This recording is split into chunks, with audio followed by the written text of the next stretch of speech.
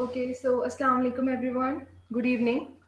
I, Alina Server, being the event manager of the AMU History Society, welcoming you all to the webinar session.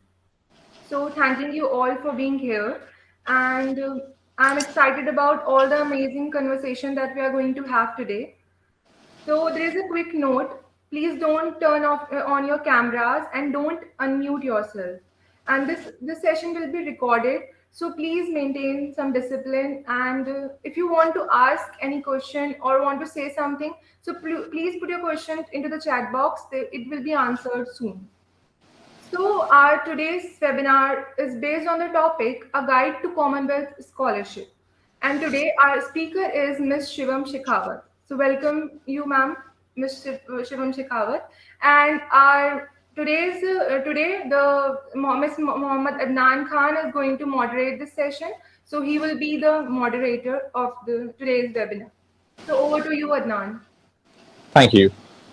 Everyone, welcome to the webinar on Guide to Commonwealth Scholarship. And today we'll be exploring the various aspects of the web scholarship, including experience of Ms. Shivam Shekhawat, and this would be a kind of and to give you an idea regarding scholarship and its various aspects, particularly within someone who has an experience in history. With that being said, I welcome all of the audience to this webinar. And Shivam, welcome to this webinar. We are glad to have you here.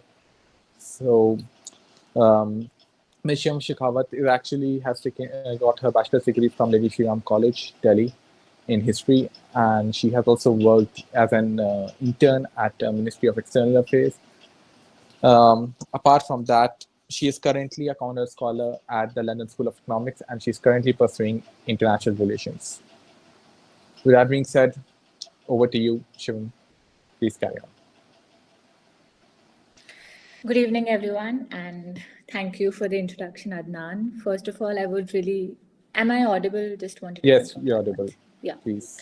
First of all, I would really like to thank Adnan and the History Society of AMU for inviting me for this session, and the whole team, especially I've been in touch with Adnan for the past few weeks, and I've seen that this is very well organized, and he's been very particular about everything, and he's particularly very excited about the session and hoping that I may be able to help you guys in some ways. So I hope whatever I'll talk about in this 1 hour or something at least helps you guys in some ways. So I have a presentation. Is it fine if I share my screen right now? Yeah, please. I'll just do that. Just a second. Sure.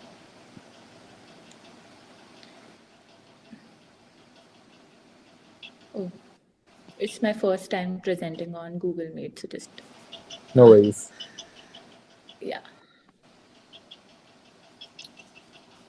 So, audience, if you have any questions, remember to put them in the chat box. Yeah, please continue. Are you guys seeing my whole screen or just the presentation? Yeah, we can see your whole screen. You can see my whole screen? Okay, yeah. I'll just do that again. Okay, it's only showing your entire screen. So I think I'll figure something out.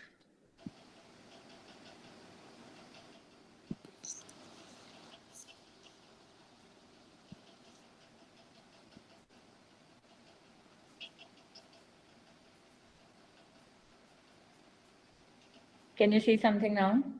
Yeah, we can see. Yeah, we can see your Google Meet screen and the presentation, both of them. Okay. Visible. There. Because wait, I'll just Is the presentation visible now properly? Because I can't figure out how to just show the presentation, because I know on Zoom we could just choose one particular application that we want to show, but here it's just showing. Is it? I think we can go ahead. Yeah, it's visible. We can go ahead. Great. So, hi everyone. I'll just start. 1 second. Yeah. Just a second.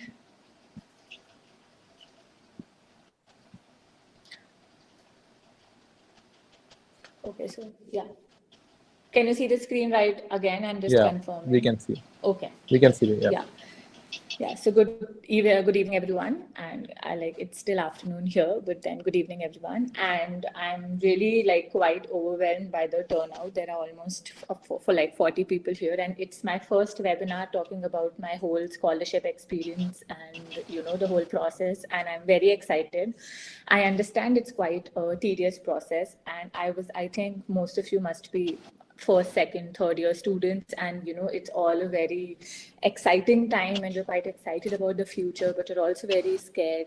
So I get all of that, and I hope in the next 40 minutes or something, I might be able to help you in at least some ways. So as Adnan already mentioned, but I'll just give a brief some background again. So I graduated from LSR in 2019 in history. And then I took a gap year. So I started LSE in 2020. So in that gap year, I majorly worked for the Ministry of External Affairs, as an intern for 2 months. And so that was a very good experience. After that, I started here at LSE in September 2020. And now it's just 2 more months. I'm in the last phase of my degree. I'm just left with my dissertation, and then I'll be graduating in September. I'm a Commonwealth Masters Scholar under the theme Strengthening Global Peace, Security and Justice. And I'm majorly here to talk about the application process for the scholarship and, the things which you should remember. So first of all, this is some general kind of type of feelings that you have when you're in this phase. So these are all the thoughts and feelings which I went through when I was in at your place, and I'm going through currently because I'm again graduating and I have to figure out what I'm doing, what I'll do next. So it's all very scary. It's all confusing. You don't know where to start, what to start, where to look at, and you see people around you and you always feel that they have everything sorted and they have they know the path that they're going to take, and you see people on LinkedIn posting their success stories, and it's all very intimidating, at least for me. I feel what am I doing with my life? And I think all of us kind of go through this. There's because of the internet and the information overflow which is there, so there's always this question of which sources should we rely on, where should we go for more information, and what is a reliable, which source is reliable, and what should I trust? So all these questions are very normal, and every student goes through these questions, and every student has these doubts, but it's all a part of the process, the journey that we're embarking upon. So I'll just maybe talk about some things which helped me, and I hope they help you as well. Yeah. So I think before I delve further into the scholarship and how the application process and some details about the scholarship, first I would, before you start applying, it's very important that, you check certain things off your list. So if I talk about my own personal experience, I'll be very honest. I wasn't prepared. I didn't know that I would ultimately, so a few years back, if anybody would have asked me, where do I see myself in the next 2 years, I would never have even thought of saying that I would be here right now, sitting in the LSE library, talking to you guys about my whole scholarship experience. But here I am. So I didn't have a plan. It was just a random spur of the moment decision that I took, and I didn't know it actually worked out. So I got lucky that way. But it's very, very important that you have a plan. It doesn't matter if you're in your first year or your second year or your third year. It's never too late. Even if you're starting early, that's well and good. But even if you're in a final year right now, the final semester, and you've suddenly realized that you want to study further, it's okay to start planning now. But you should have a plan. You should just never go head first there and without any plan and just randomly going through courses or universities or something sounds fun. So this is all what I did. So I was this course sounds interesting, this sounds fun. So I was just randomly looking at things, and I wasted a lot of my time that way. So it's very, very important that you have a plan. And what that plan actually entails is that, so I'm assuming that all of you are history students or maybe pol science or international relations student, but yeah, majorly the social sciences and humanities. So it's very important that, before like for like the very first step that you should take is like, even if you're in a first year right now, or if you're in a second, third year right now, you must have some courses that you really like. In history, you might have a particular time period which really interests you, or a particular area of history which really interests you. Maybe you're interested in South Asian history, maybe you're interested in European history. Like, we do figure it out like as we progress on our degree. So it's very important that you have a list of things which you like, that maybe you like reading about political history more, or then no, you're more interested in social and gender history or intellectual history. So if you have like these random points about the kind of things that you like, and the kind of things you don't mind studying in the future, because trust me, masters is much more intensive than bachelors, considering it's just 1 year. So like what we actually study in India in master, like in bachelors in 3 years, we actually study more than that in this 1 year here. So you can imagine it's very intensive. And the fact that you'll have to do so many readings and write so many essays, and then you're doing so much hard work, but if it's something that you don't enjoy, if it's something that you find really boring, then there's no sense in doing that. So you should actually look for a course, look for a paper which you actually enjoy reading, and you don't mind reading 3-4 research like articles or journals in like a week. So it's very important that you like have these list of areas that you like. Then you should then move on to the next step of looking for universities. So because we're talking here about the Commonwealth Scholarship, and it's only for courses in UK universities, so like it kind of narrows down the search for you. So you can like just go through rankings of universities. So you could go through like QS. Also, guys, I'm just like saying, if I'm going too fast or something, you can always like stop me. Just need a heads up if it's clear, like till now. Is it? Yeah, it's clear. Yeah. Okay. Yeah, no Yeah. worries. So you can like, so maybe start with, looking at university rankings, then the rankings for your department. So, for example, history. So you see that LSE has a good ranking, or UCL has a good ranking, Oxford, Cambridge, they're very good rankings. So you shortlist a few universities, you go through the department pages, you see the professors who teach there.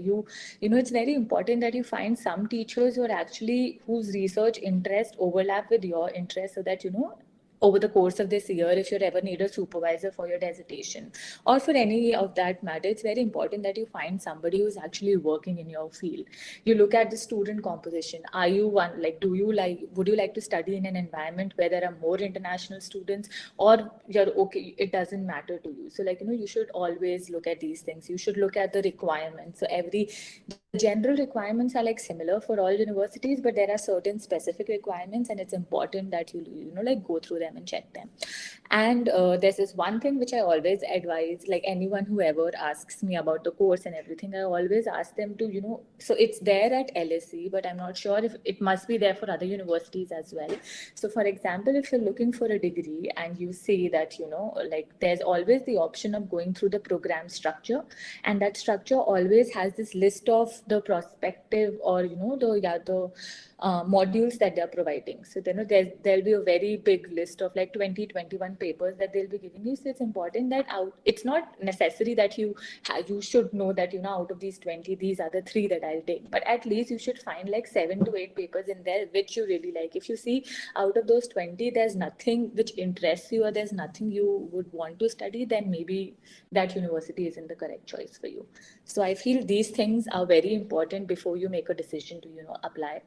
Then the deadlines. Most of the admissions in UK universities are on a rolling basis, and that means there aren't any deadlines. They start like in September, mid-September, early October, and I think they keep on continuing until the seats are filled. So, but obviously there's a higher chance of you getting in if you apply early on in the application.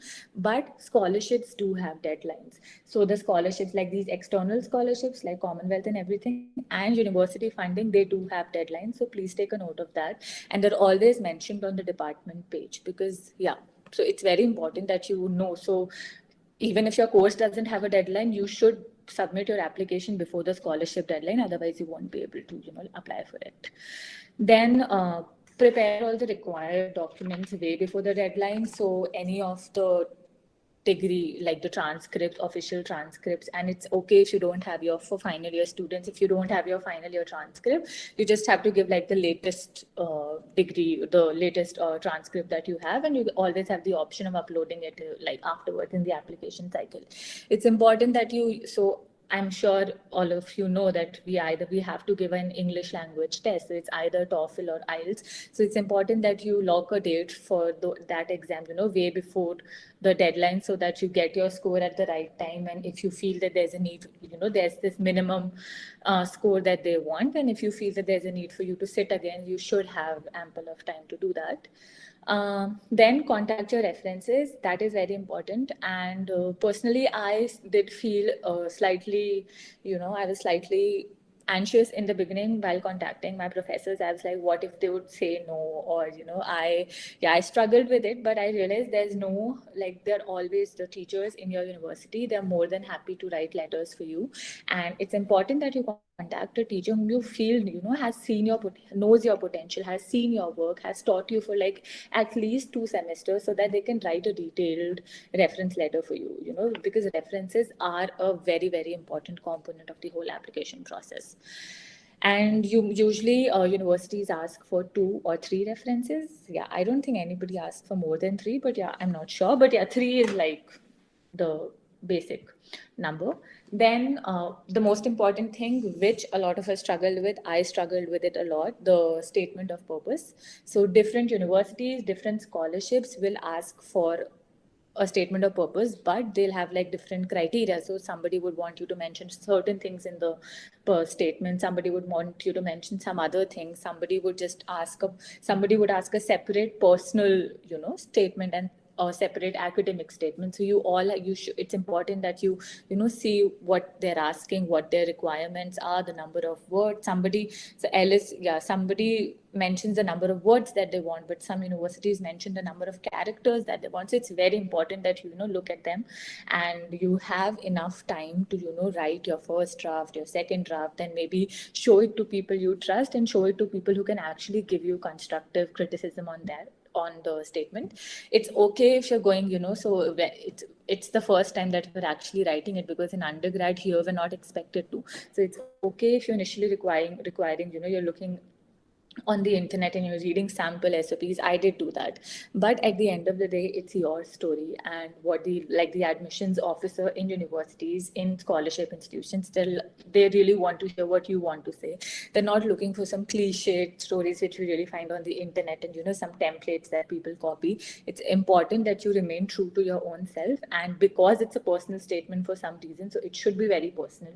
It should talk about your motivations for studying the course, your dreams about the future, and any struggle or any reason why you decided to do that. So it should actually speak to the admissions officer.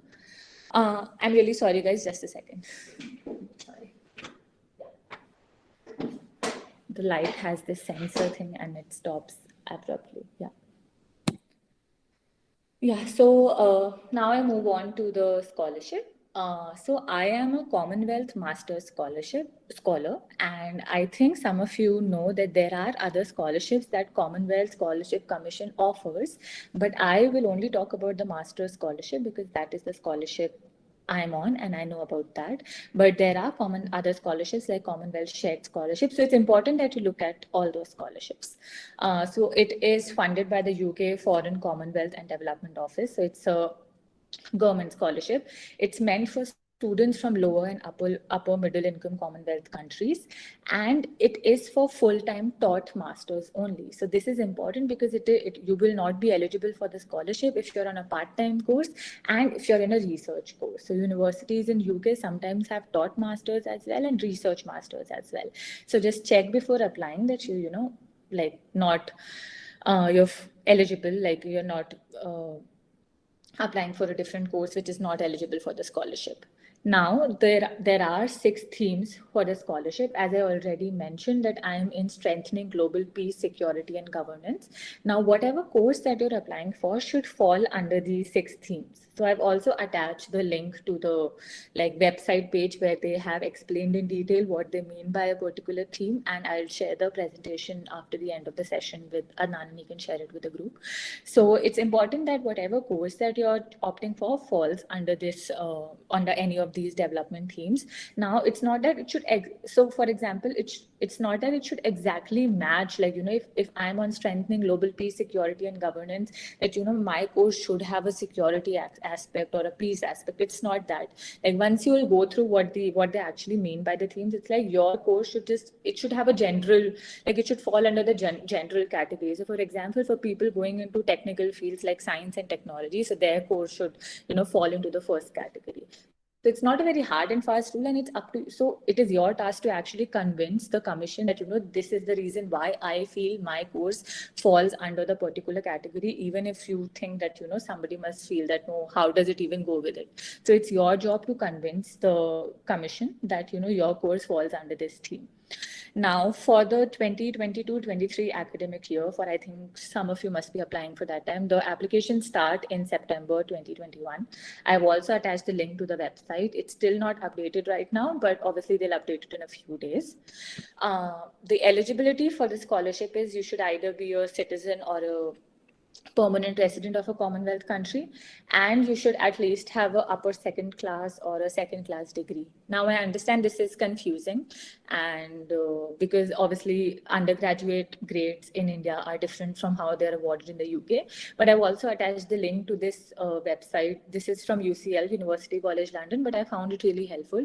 So it kind of tells you what upper second class. So what does it mean in Indian terms? What percentage does it mean in Indian terms? So you could refer to that, clear all your doubts. And the commission also expects you to show that, to confirm that if you don't get the scholarship, then you won't be able to support your study in the UK. So it's important that you show them that you're unable to continue your course if you don't get awarded with the scholarship. Yeah, so who is this scholarship for? So Commonwealth Scholarship, the major theme of Commonwealth Scholarship is development, and that too development of the home country.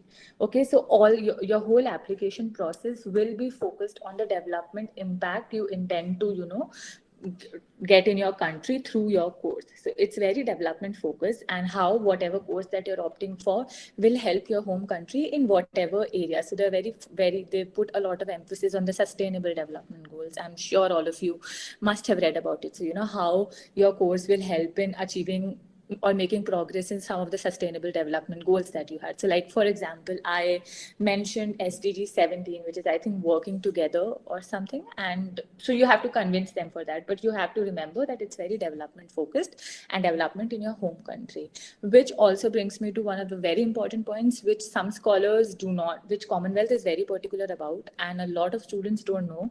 So you will have to come back after you finish your master's. By that I mean, so students in the UK are eligible, if you're not on a scholarship, you're eligible to apply for a graduate route visa for 2 years, and then you can look for a job or anything. But Commonwealth expects us to come I think in a month after the scholarship gets over. Okay, and you then you can figure out what you want to do. So it's very important. I think in the next slide or so, I've attached a link to the terms and conditions of the 2021 scholarship. So obviously they're more there might be a few things which might change in 2022, but they're more or less the same. So just go through it, just read every point in detail. But don't forget that it's important, and Commonwealth is very particular about it. It's one of the basic when you accept the scholarship, you also have to accept the fact that you won't be allowed to stay after the course gets over. And yeah, but they also, in the application, they also see that, whatever work you're doing or whatever studies that you're doing, you have the potential to make change in your home country. How to apply? So Commonwealth has part funding agreements with universities in the UK. I had attached the link to that page as well, but I think I might have missed that, but it's okay, I'll share it again. So just whatever university that you're applying for, just, check that your university is in, it does support Commonwealth scholarships, okay? And so you first, whatever you apply to the university, then the application process for Commonwealth is in 2 steps. So firstly, there's a nominating agency in each country, and then there's the main application, which is on the CSC website. So the nominating agency for India is the Ministry for Human Resource Development. And so first, before, as the application starts, you'll have to make 2 applications. One will be on the CSC portal, with the link for which will be on the CSC website. The other one will be on MHRD, the link for which will be there on MHRD, and they have a separate portal. There'll be deadlines for both. You have to fill the applications in both of them separately to be considered eligible for the scholarship. So if you just fill one of it, you won't, your application won't be carried forward. So it's important that you keep on checking the MHRD website as well as the CSC website to see when the applications have started. Now, these nominating bodies have their own selection process. So earlier, MHRD used to have interviews, I think till 2018. I'm not sure, but I think, till 2018, they used to have interviews, and then they used to shortlist the people. But I think I filled the form in 2019, that year they removed the interview stage and they just directly shortlisted. So of all the total number of people who will actually apply for the scholarship, MHRD will shortlist a specific number, and then those applications will be considered by CSC, and then out of those, obviously the final list of scholars will be made. So even if you're shortlisted by MHRD, that does not mean that you have secured the scholarship. It's important that you finally get a mail from the Commonwealth Scholarship Commission that you have been selected for the scholarship. And another thing, MHRD will not mail you or anything regarding the scholarship, that you've been shortlisted. So after you fill the application and you see that, they must have mentioned some date by which they'll upload the list. So it's important that you check the external scholarship section on MHRD's website, the link to which I've attached here, to see that, have they posted the link and everything, the scanned copy of the list and everything. These are the list of documents that they generally ask for in the application. The passport is for your identity and confirming your date of birth. Academic transcripts 10th, 12th, and latest university transcript. If you have graduated from DU, okay, I think all of you are from AMU. But for I submitted my provisional degree because I didn't have my original degree. So I'm saying if that is the case, you could always submit your provisional degree. And Commonwealth, in my year, it asked for 3 references, that is 2 academic or professional, from your professors or your employer, and 1 personal. So I asked 2 of my professors to write it for me, and I asked 1 of my friend to write it for me. So it's important that even if you're choosing a personal, whoever you choose as your personal referee, it's somebody who can, who knows you and who can talk, who knows how good a person you are and can write that. So so I think it's still 3 references. I'm not sure if it has changed, but if it has, they'll definitely update it on the website. And the admission letter, so that is the offer letter. They will have a separate date for that, so you can upload it at a later date, but you'll have to check the deadline. So that is why I'm stressing on it again and again. Just read the terms and conditions properly. It's very important that you note down all the deadlines that they have mentioned, that what documents you have to submit at the first stage, then what documents will be allowed to submit even after you have submitted the application. So it's important that you check them regularly. So this is the first link is for any query that you have, and there's this form and you could fill it and ask them. And the second one is the link for the terms and conditions for 2021. It's very detailed, and they've mentioned everything in that, the award, what it entails. So the amount of the scholarship, what all it will cover, and the terms and conditions, and everything is very well detailed, and obviously it's from a reliable source, so you should trust that. So I'll share the link. Then, these are some other scholarships. I won't go in much detail about them because I don't know much. Like I applied for a few of them. So I've applied for the INLAC scholarship, the JN Tata and Narottam. And the INLAC scholarship got cancelled the year I applied because of COVID. But these are some of the major scholarships, and it's important, like it's good that you go through them as well. They have different eligibility conditions. So the Shievening scholarship and the Felix scholarships, I think, like they cover everything. And even the INLAC scholarship is like a proper scholarship, but the JN Tata and Narottam scholarships are loan scholarships. So there are differences. Like Commonwealth is not a loan scholarship, but these two are loan scholarship. That is, you're expected to pay the scholarship amount at some point in the future. And I've also attached the links to these scholarships, so you can always go to their website and check. And the last one is university graduate funding. This is not the name of any scholarship, but it's just that whatever university that you're applying for, so on the department page or everything, like on the department page, there'll always be a section of fees and funding or funding and scholarships. Go through that. Many universities have their like university scholarships like subject specific, or they are need based. So they like graduate funding, which is need based. So it's good that you also apply there and just check that their deadlines and their requirements and everything. These are some of the lessons that I learned. The first thing is take that chance. So I think as a student, I've always been under the impression that, there's always like, someone is better than me and someone else will get in. Why will they take me? And I've always doubted myself.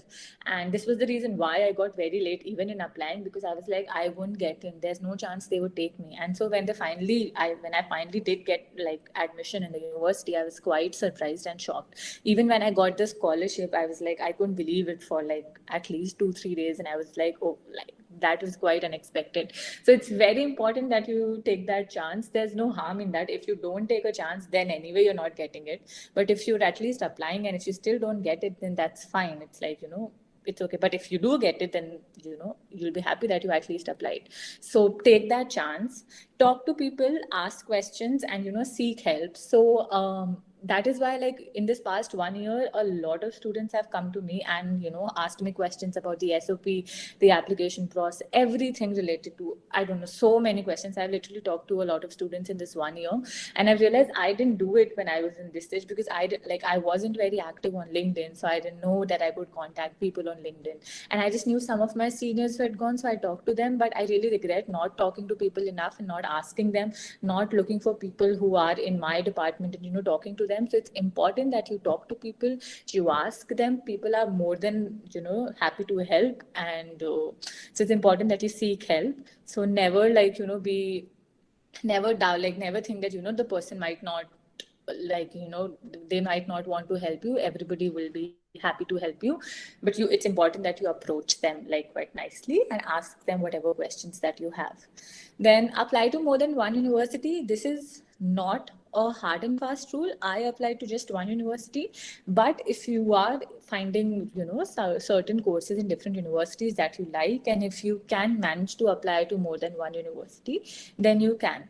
And this is one thing, the Commonwealth Commission also gives you, so while you're filling the Commonwealth form, they'll also give you the option of giving listing down your preferences. So that is that you can list maximum 3 preferences, that maybe first you want to go at LSE, your second preference is this course at this university, and the third preference is this course at this university. So so they'll give you maximum 3, but it's important that you write like the preferences, like the commission won't give you a chance to change that at a later stage. So it's important that you think about it and then write what your first preference, your second preference is.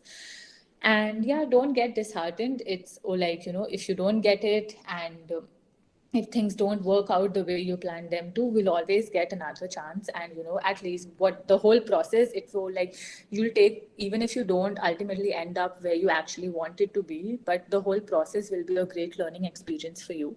And you'll definitely get more opportunities in the future to maybe not repeat the same mistakes, or maybe learn from what you did wrong the last time. So just don't get disheartened. Yeah, and this is my email ID and my LinkedIn profile. If anyone of you still have any doubts and feel that I can help you, like after the Q&A, if you still have any questions and would like to talk to me, I'm more than happy to help you. So you could either connect with me over LinkedIn or send me an email and I'll reply whenever I get the time. So thank you so much. I hope it was helpful. Yeah, it was very, very helpful. Thank you, Shivam, for such an enlightened talk on Congress scholarship. And I'm sure that several of us here are would be leaving this meeting much more informed about the Commerce Scholarship than we were before. And everyone, if you have any questions, please list them down in the chat box below. We'll be happy to hear them, answer them. Okay, how will MHRD shortlist the students? I mean, as per what criteria? What criteria is used? Shivam, could you reflect upon that? Yeah. So as far as I know, MHRD, the circular, like when they release the applications or when there will be an official notification on the website of MHRD that, the applications are now open for Commonwealth Scholarship and everything, they do mention that, so it's like the same things which I mentioned. So, development focus and the students should have they should have this degree and, yeah, they should have this degree and it's development focused and one criteria which is I think very specific to MHRD is they also, for example, if while making the selections they are kind of confused like between the students they have to take, they also look at the QS rankings of the universities that the student has applied to, and so the person whose university has a better QS ranking, they would actually like give it to them. So but more or less the criteria is the same, like what Commonwealth would actually look into it, like, because even the application is like it's not as detailed as the main application which is there on Commonwealth's website, but it still asks us the same question that what impact do you want to make through your course and what are the personal motivations, like whatever these questions which are generally asked everywhere. So I think majorly it's just the same, but yeah, and I don't like, as far as I remember at my time I tried to look for like the specific things which MHRD would look at, but I couldn't actually find it. But you should remember, like, whatever, so when you're reading the CSC's terms and conditions or whatever, and when you see that they're asking for that the applicant should have this and the applicant whatever conditions that they're listing, just keep in mind that those will be the things which will also be looked at by MHRD. Okay, I've got a I question hope it here. answers. Yeah. I've got a question here. It's saying, ma'am, what about the application to UCS, University and College Admission Service?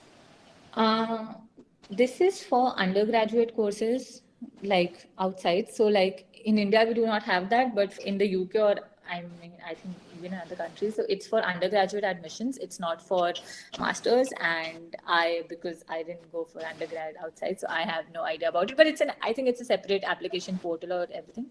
Oh, but for masters also. You know what? I'm not sure. I mean, for any of the masters in a normal UK university, so I can speak for all the universities that I'm talking, they have a separate, like their application process is through their website and you just have to apply individually to a website. But I think for Oxford and Cambridge, which have like colleges and, you have to choose the college as well, like we have it in DU, somewhat similar to that. In that, you definitely have to apply to the colleges separately, which also was not the case with LSE. So LSE just had one application and we had to apply on that. So I'm sorry, I don't know about UCS, but as far as I know, it's for undergraduate studies. Okay, we've got an earlier question here. It's saying for DPhil at Oxford, we have got Clarendon Scholarship. Just I'll wait a minute. Yeah. Yeah. For DPhil at Oxford, we have got Clarendon Scholarship. And for it, a dissertation is to be prepared or a research paper has to be written. So do you have any idea about it? So a DPhil is actually a PhD application, and I'm myself I'm a master's student, so I'll graduate this year. It's like if you do it after you complete your master's, so it's a Doctor of Philosophy. So it's a PhD application, and yes, for PhD applications. So obviously, I'm no like big authority on that because I haven't actually gone through it like the whole process, but I do know something about it. So it's like, yes, it's important that before you apply you should have a research proposal. I'm not sure if like the dissertation is something that we write in masters. So like I'll be writing a dissertation now. I'm in the process of writing one, and but most of these applications they ask you for a proper research proposal, and what do you intend to do, which field, or and who do you want as your supervisor. So it's a completely different thing. Like it's a very very well advanced like application process, and I think Oxford has a lot of information on its website. So if you're talking about that research paper thing, so Oxford, I have gone through that website myself, and not sure if for the same course but obviously for a different course. And so they have mentioned like what they expect, how many words they expect the research proposal to be, and what do they want you to write in the proposal, and do they expect you to contact the teachers beforehand or not. So I think it's all there. Yeah, we have got another question here. After completing masters with a Commonwealth scholarship, can we pursue doctorate from that same university? Yeah, if you have, so Commonwealth, it's also written in the terms and conditions. And if you apply for like higher studies for a PhD, Commonwealth allows you to stay. So if you want to apply for a PhD in the same university that you're already studying and you get in, so yeah, you can pursue that. You have to Okay, like talk to the commission first, but yeah, you can pursue that. noted. Lastly, can you please tell about pursuing master from LSE and for a graduate of BA Economic Honors? I think so, yes, Okay. scholarship is available for that. I believe, yeah. Oh, so I'm assuming you want to do a master's in economics, yeah, from LSE? No, for a, yeah, history Yeah, unscripted, whoever is asked it. Yeah, yeah, so I think, yeah, I mean, I'm assuming if you did a BA economics honors, you would want to do so. So that's what, so for example, LSE has a MSc economics course, which is obviously the best in the world. Like LSE's yeah. economics department is LSE is really known for good. that. Yeah, so it's really good, and so you can apply there. So the scholarship, so obviously Commonwealth scholarship and the other scholarships that I mentioned, that was not an exhaustive list. There are a lot of other scholarships which I haven't mentioned because I didn't know about them. So you should definitely, for to see which scholarships you're eligible for, you also go through British Council website or Study UK websites. They have lots of everything related to the whole application process. Just go on that, and also a department page. So I think for MSc Economics also the same scholarships which I mentioned will be there.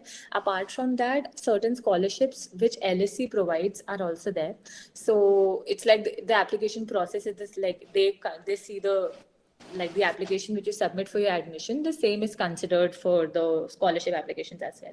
So it's there on the department page, and yeah, you should just go through that. Otherwise, all these external scholarships are always like open for economic students, and there must be certain economic specific scholarships which you can look for. Yeah, here I'd like to mention if you have any other questions, please let them know in the chat box.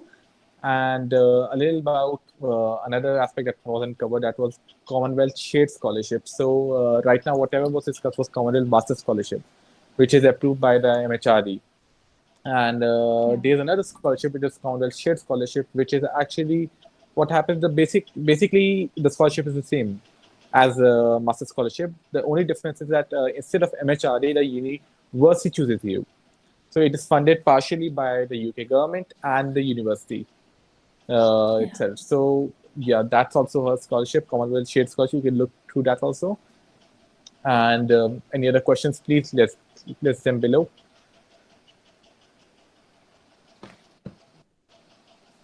Okay, I hope your doubts are cleared. Thank you everyone for joining. Thank you Shivam for such such innovative session. We are grateful for having you. We thank you for your time and all your well-being here. Thank you very, very much. Thank you. Yeah, I had an amazing time talking to all of you, and I hope I was like able to at least help you in some ways. I understand the process is very tedious and intimidating, and it's like, but if you get take one day at a time, take one step, and it will all get sorted in the end. And if you have any questions that you would all like, I'm always happy to help. So just like I would share the presentation with Adnan, and I think he'll share it with everyone else. So yeah, all the best to all of you, and I hope I see some of you here. I mean, if anyone is coming to LSE and would definitely want to talk about LSE, I'm more than happy to help. So, Great. Thank you everyone for joining in. We had a great session with you guys, and thank you. We'll be leaving now. Thank you.